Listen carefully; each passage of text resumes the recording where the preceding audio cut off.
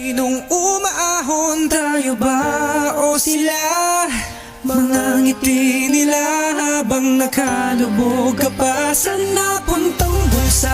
Pinaghirapan kong mga barya, minumulto na ng mga pangako nyo.